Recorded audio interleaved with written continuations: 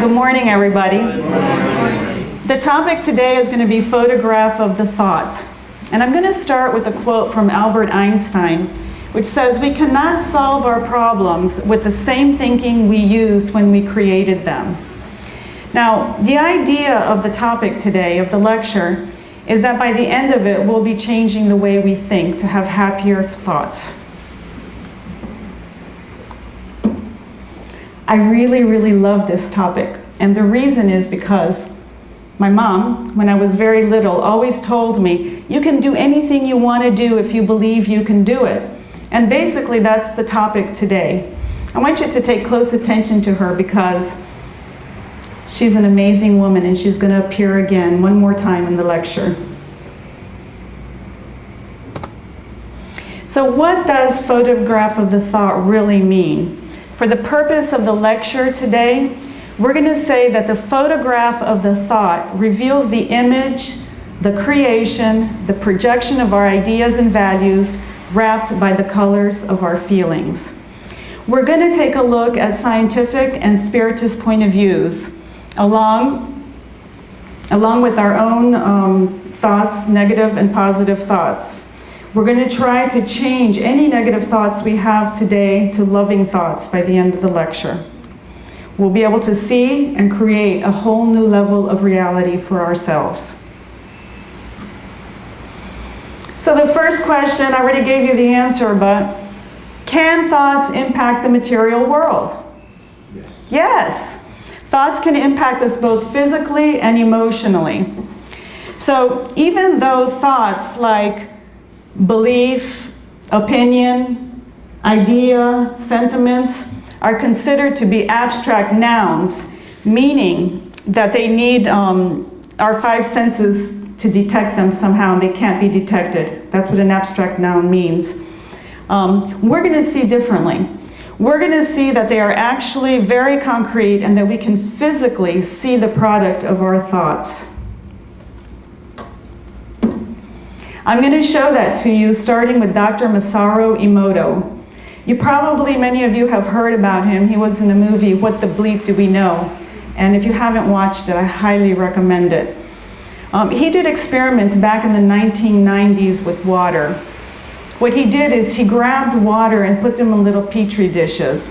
The purpose was to observe the physical effect of words, prayers, music, the environment, on the crystalline structure of water. And they did this with the before and after photographs of the water.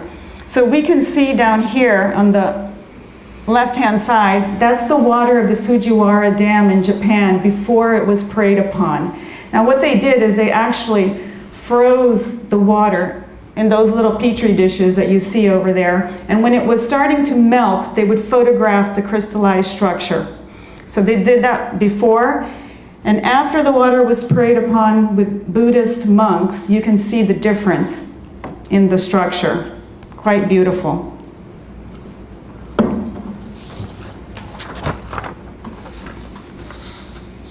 Oops, what happened?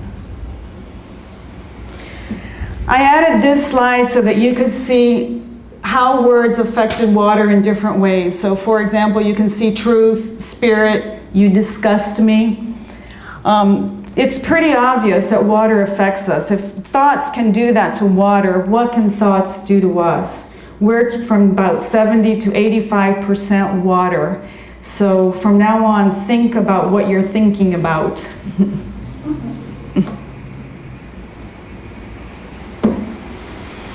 So clearly, Dr. Emoto's experiment visibly shows us that spiritually magnetized what spiritually magnetized water looks like. We can't deny that there's a phenomena going on here. The conclusion of his experiment is that thoughts that are positive in nature have a positive effect on the water, and the negative thoughts actually deformed the water structure.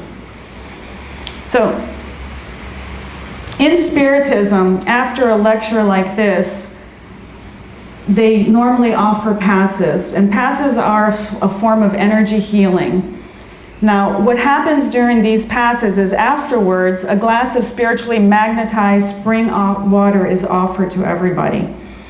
So this water, imagine we're all in a room praying, we're filled with thoughts of love and healing, and the water is absorbing these thoughts and this healing. So imagine what it does to you when you walk out of that room and you leave the Spiritist Center. You leave with the most amazing love and healing, and you're at a cellular level. Now, scientists are trying to read images of thoughts too. The only little problem that they have is that they're focusing mainly on the physical brain.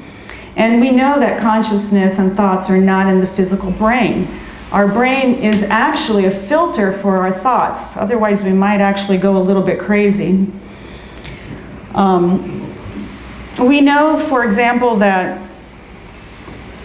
Eben Alexander, there are very many different cases and stories and places where we can see that consciousness is not in the physical brain. And one example is Eben Alexander. He's the neurosurgeon who had a near-death experience.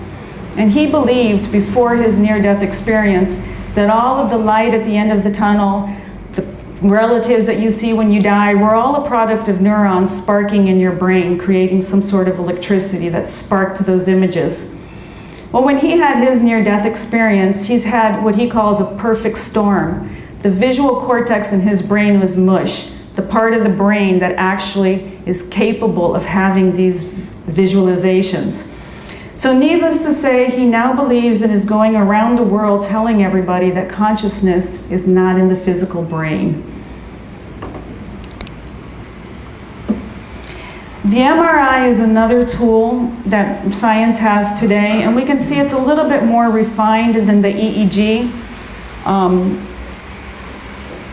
but it's still not refined enough to really be able to read people's minds, and scientists are desperately seeking and trying to find it, and we'll see later that they're actually getting a little bit closer, but they still haven't been able to do it, and that's where Spiritism comes in. If you remember, we said that abstract nouns mean that our 5 senses can't detect it, but how about our 6th sense? That's where mediumship is going to come into the story. Spiritism to the rescue, woo! So, now that we know that the consciousness is not inside the brain, can a dead brain have thoughts? No. Does a spirit have thoughts? Yes. So, Allan Kardec, who is the father of Spiritism, so to say, tells us that Spiritism is a science to study the origin of spirits and their interactions with the corporeal world. Now, he also was smart enough to understand and to know, even at that time, back in the 1800s, that if at any time or point Spiritism disagrees with science, we abandon the point from Spiritism and follow science. And guess what? Science hasn't caught up to Spiritism yet. So we're going to take a look at some of the ideas about thoughts from the Spiritist point of view. So just as when scientists discovered or invented the microscope and the telescope, that opened brand new worlds, brand new big worlds and small worlds for humanity. Well, Spiritism uses mediumship to open up the world of thoughts.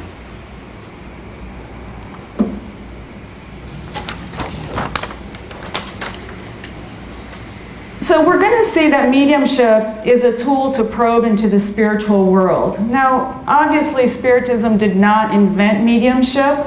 We're all mediums. Some more developed than others, but we're all mediums. Now, our 5 senses, as we mentioned before, don't have anything to do with mediumship. However, our 6th sense is a natural sense, just like hearing and vision.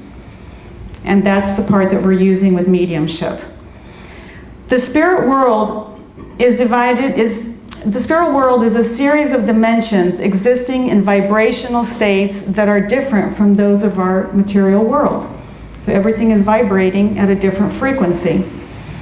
A medium to put it simply, is like a radio that can be tuned into different radio frequencies or dimensions under particular circumstances. So a very easy, good example of this is if your favorite radio station happens to be 102.5, you're going to listen to a certain type of music.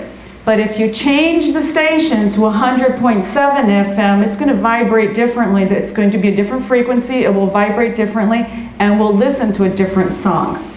So this is kind of an easy example of how it works. In the book, Mechanisms of Mediumship by Andrea Louise, who is a spirit author and also the spirit that was channeled by Chico Xavier, he explains that we're surrounded by a broad spectrum of waves, from the very large waves to the very small, high frequency and energetic waves. Our senses have a limited perception of the spectrum because we can only sense the visible light. And you can see the spectrum here. The visible light ranges from low energy red light to high energy, to the high energy of blue and purple light. And we can actually see that in the colors of the rainbows. We can see that in our chakras. So there's many areas where we can see the visible light that we can sense. Now, science is still trying to define the limits of this spectrum. So do you think that there are probably lower frequencies or higher frequencies?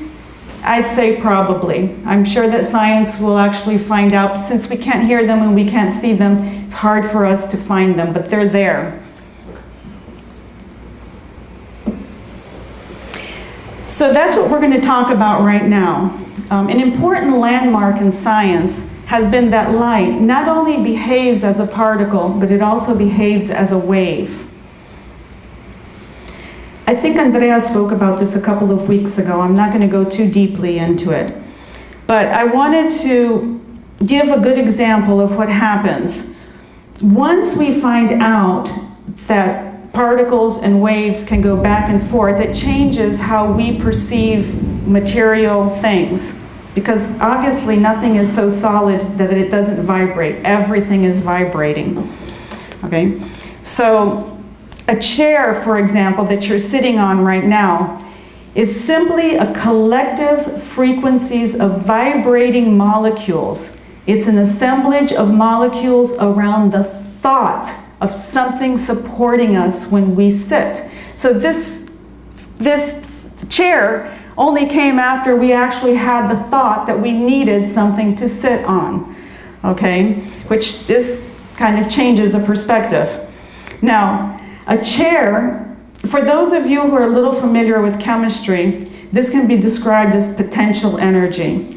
So basically, a chair has the ability to provide an equal but opposite force towards the energy provided from the weight resting on the chair. So I'm going to come out and give you an example. When you're beginning to sit on a chair, the energy that you're coming down is actually, the chair actually comes up to meet you. I know that's a little hard to grasp, but that's the way it is because energy is vibrating. That's Andrea Louise, by the way. Andrea Louise.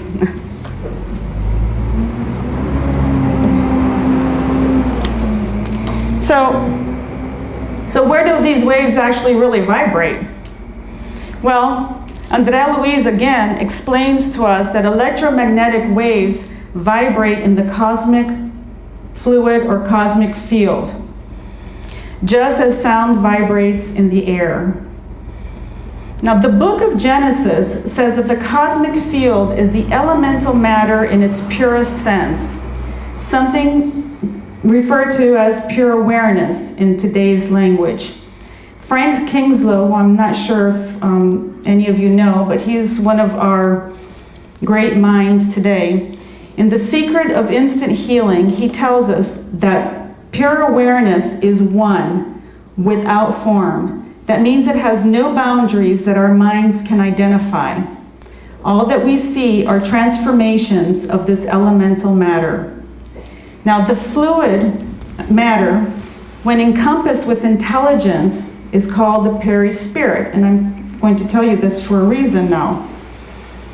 It's our spiritual body, and it receives the quality of our mind, good qualities and bad qualities. It can be calm if we're calm. It can be stressed if we're stressed.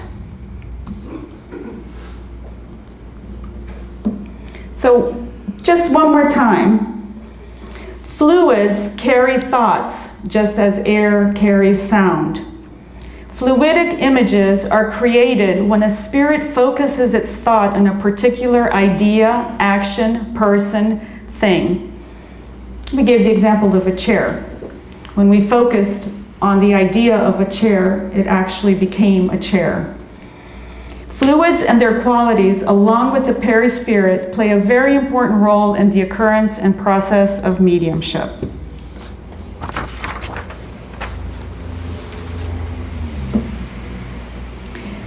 So, now we know that spirits manipulate the cosmic field using their will or intentions and thoughts. And will is slightly different from imagination, because with will there is action, okay? There's action with intention and will. Everything we think we create in the spirit world. So be careful what you think, because you will create it. There's some fantastic examples in Spiritism, and one of them is when you actually process a thought, for example, that you want to kill somebody, it actually happens in the spirit world. So be careful. Now, Hollywood has a great way of showing us and illustrating these concepts. And the movie, What Dreams May Come, is another movie that was excellent if you guys haven't seen it. I'm going to give you just a little bit of a background on the movie because I want you to look at those pictures. Basically, Chris, who was played by Robin Williams, meets Annie in Switzerland, and they fall in love, and they know that this is from several lifetimes. They've known each other all the time. They get married. They have 2 beautiful children. Life is wonderful until both of their children are killed in a car accident. Annie gets very, very, very depressed, and they talk about getting divorced. But they decide not to. And on the anniversary that they decided not to get divorced, Robin Williams is killed in a car accident. So it's very, very sad. Now, he dies, and he is unaware that he's dead, and he's basically earthbound for a while, and he's desperately trying to get Annie's attention. And they tell him, stop doing that, you're hurting her. She's very depressed, she can't see you. So he says, okay, and he decides to let it go, and when he lets it go, he awakens in heaven and learns that his immediate surroundings are controlled by his imagination. He can actually get into people's dreams. Now, the story continues, and Annie is a painter, and this is the part I'm trying to get to. She believes that she can communicate with him in the afterlife, and she paints a beautiful blue jacaranda tree, which is on the little corner.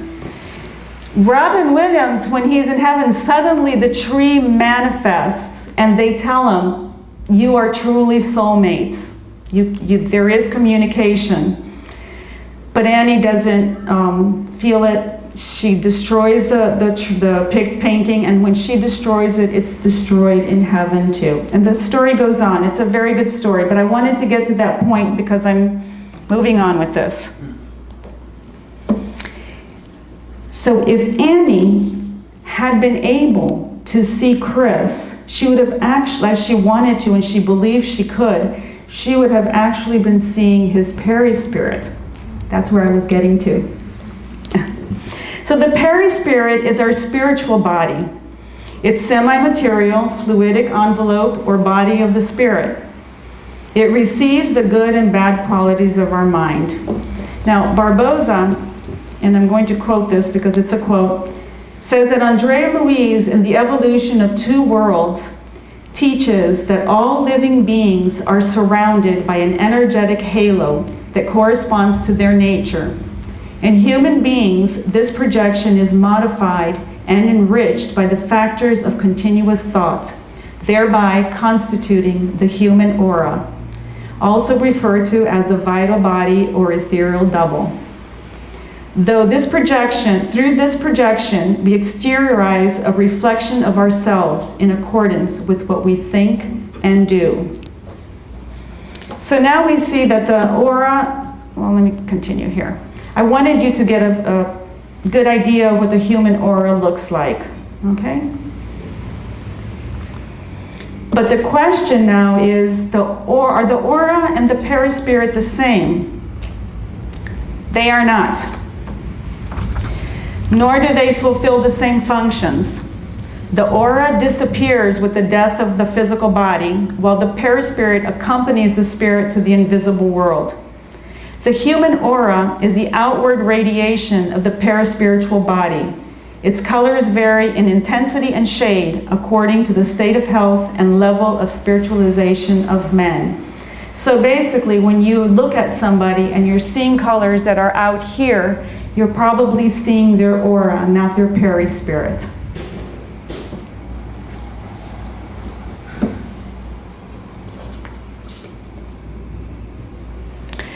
Science is continuously searching. There's a whole new field of phenomena to explore out there. The scientific community is finally trying to catch up to the spiritist ideas that our thoughts can create illnesses in our body. Now, it's already been proven that patients who want to get better usually have a better outcome than those that have already given up. So this kind of explains, if you have the same surgeon, a patient with the same heart problem, why does one survive and one does not? And most of the time, you'll find that the one who survived is the one that thought he was going to survive. So it's kind of an interesting concept.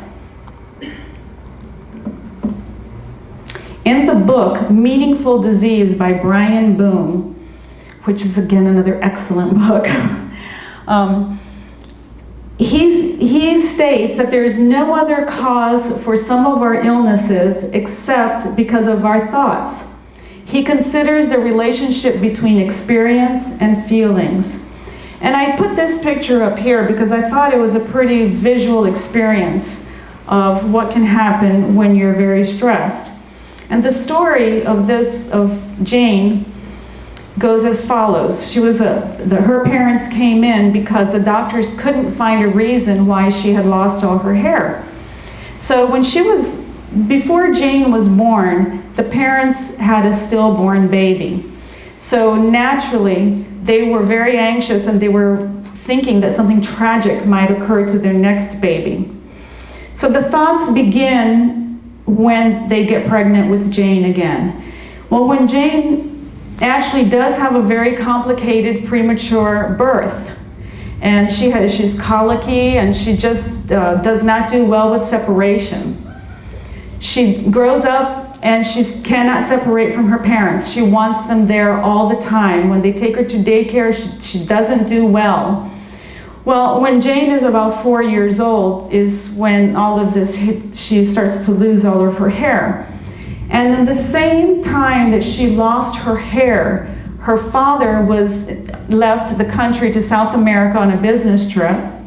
When he came back, the mother left immediately to a school reunion, and coincidentally, her daycare teacher fractured her leg and couldn't come to class. Well, that week, Jane started to lose all of her hair.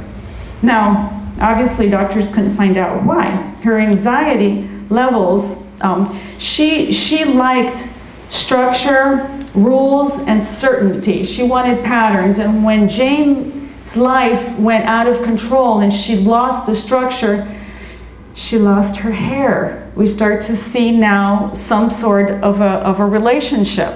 So Bernal, alopecia is hair loss. We can see now that even though, by the way, her hair got better, her hair grew back in the summer holidays when the parents were home and her life was structured again. Soon as school started and work started, all her hair started to fall out again.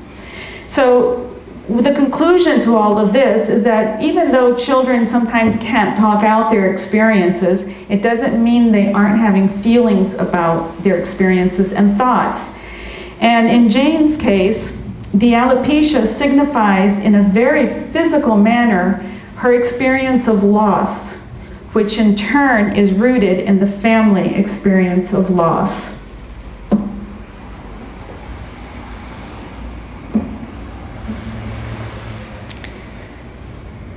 Can you see your thoughts? This is a fantastic example of what scientists are doing and how far they've come. Experiments to see the thoughts have been very difficult, and this is an experiment that they did. These were researchers at the University of California in Berkeley, and they developed an algorithm that uses functional MRI to reconstruct a moving image that a person is actually viewing. So we see in the other MRI, we see static pictures. Here, we're going to actually see it in movement. Now, I abbreviated this article very much because it's a little bit complicated, but the study did appear in an issue of Current Biology, if anybody is interested. And it's very possible that this is the first time anyone has been able to record images via a brain activity. This is definitely the road to one day recording memories and dreams, and possibly going into the mind of people who have Alzheimer's disease to find out what is actually going on in the brain. Now, the video that I'm going to show you was released along with the study. On the left side, it shows the video that was shown to the subjects, and on the right side, it's the recreation of the special algorithms from the MRI. Now, the way they did this is that volunteers watched two separate sets of Hollywood movie trailers, while the functional MRI was used to measure blood flow going through their visual cortex. We're back to the visual cortex, the part of the brain that processes visual information. The brain activity recorded while subjects viewed the first set of clips was fed into a computer program that learned second by second to associate visual patterns in the movie with the corresponding brain activity. So imagine, it was very tedious. It was hours and hours of sitting still inside of an MRI machine. Now, the brain activity evoked by the second set of clips was used to test the movie reconstruction algorithm. This was done by feeding 18 million seconds of random YouTube videos into the computer program so that it could predict the brain activity that each film clip would most likely evoke in each subject. Now, when you watch this video, it's only 30 seconds, you're going to realize that for some reason, and they're not really sure why, they think it's because we're humans, it's much easier for the brain actually to capture a human than it is to capture letters. Okay?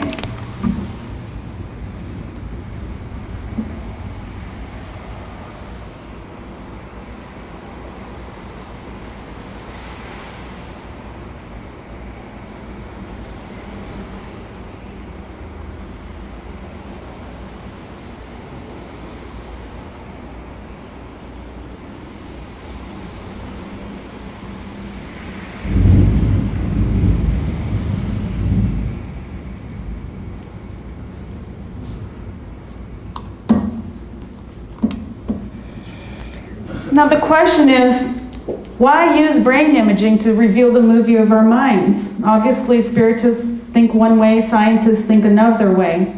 We have two issues in this one.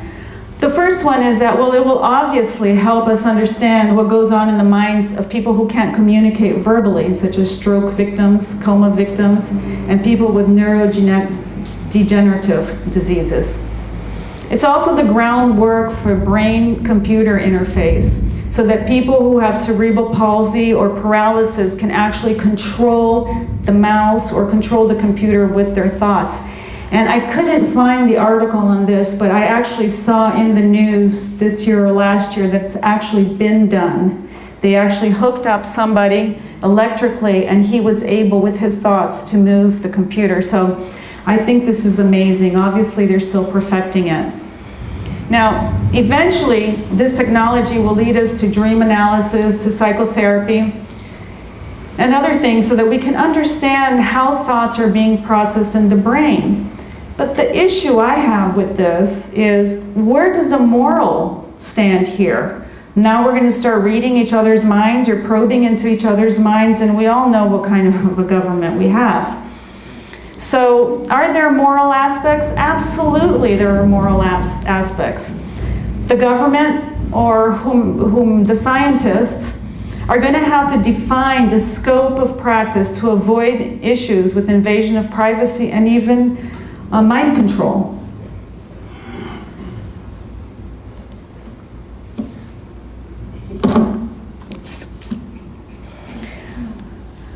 The next couple of slides are to show you some of today's evolutionary leaders. This is Lynne McTaggart. I met her personally, and she is way far beyond better in person even than she is in her books. But she's a journalist, a lecturer, and an author, and she's best known for her book, The Field and the Intention Experiment. In The Intention Experiment, she discusses research in the field of human consciousness, which she says supports the theory that the universe is connected by a vast quantum energy field. Sound familiar? Cosmic field, energy field, quantum, and can be influenced by thoughts. Oh, how novel. Spiritism knew that a long time ago. Now, the difference between what she did with her experiment is that intention, and we go back to the spirits move at the matter with thoughts and will, the cosmic fluid with thoughts and will. Well, will, if you remember, I said is like intention. So intention is a purposeful plan to perform an action which will lead to a desired outcome, unlike a simple desire. A desire simply means focusing on an outcome without a plan of how to achieve it. So there is a big difference on thoughts that we have that are random, that we're not aware of, that we're not paying attention to, versus a thought that we actually become aware of and know, oops, I'm having a negative thought, let me change it. So awareness is huge. Now, reality isn't fixed. We know that. Reality is fluid. And combined with mindfulness and compassion, and with a specific stated intention, we can create any desired outcome that we like.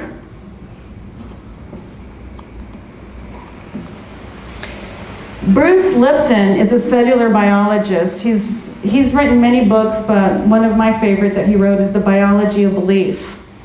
And he basically says that our thoughts affect every one of the cells in our body. And he also says, he went as far as to say that our genes do not control us. We actually control our genes through our thoughts.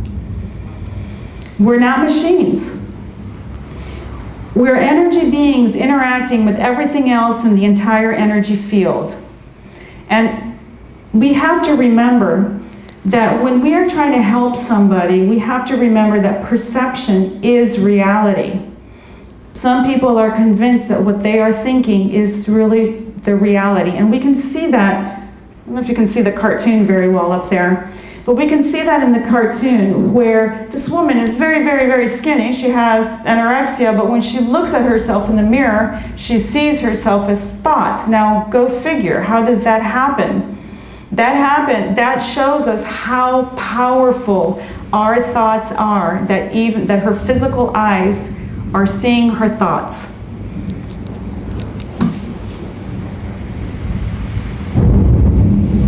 So how do we create a happy photo album of our thoughts? This was my favorite part. So one of my very favorite techniques is called the 17 seconds techniques. And it comes from the law of attraction, Abraham Hicks. And this is a very interesting concept.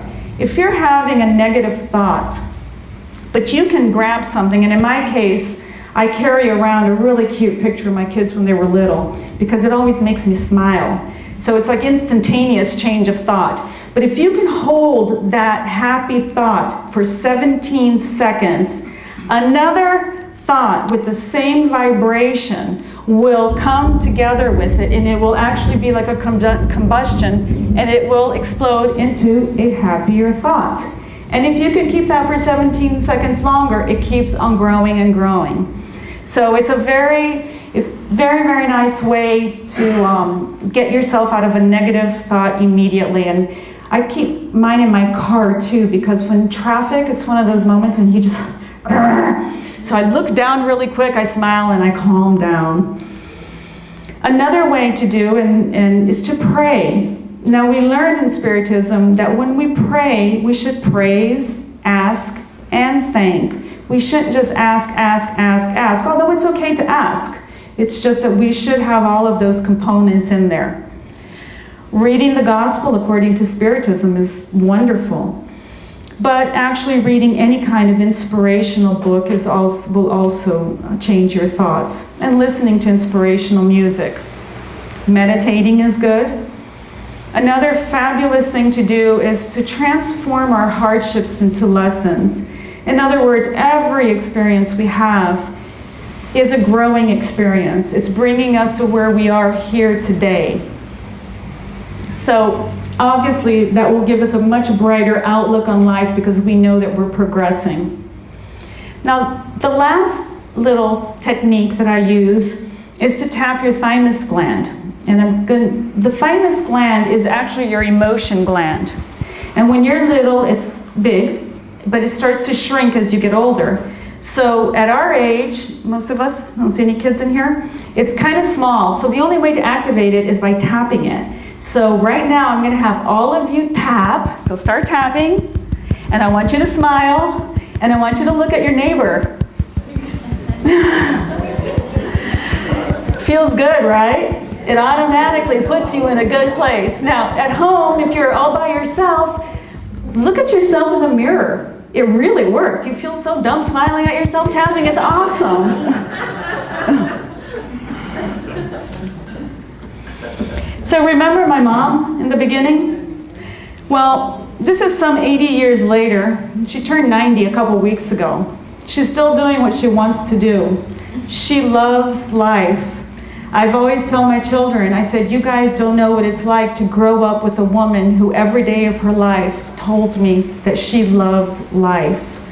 And I can't say that I've been like her all the time, but I truly admire her, and this made me smile, and I hope that you enjoy it too. This is her 90th birthday on a boat.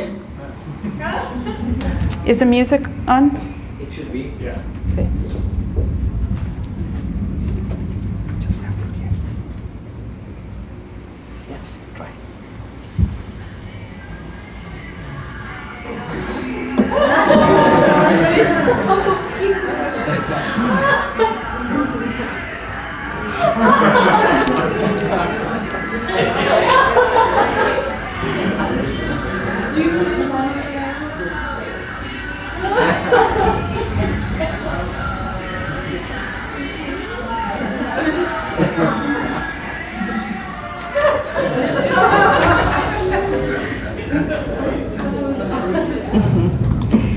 Thank you all very much.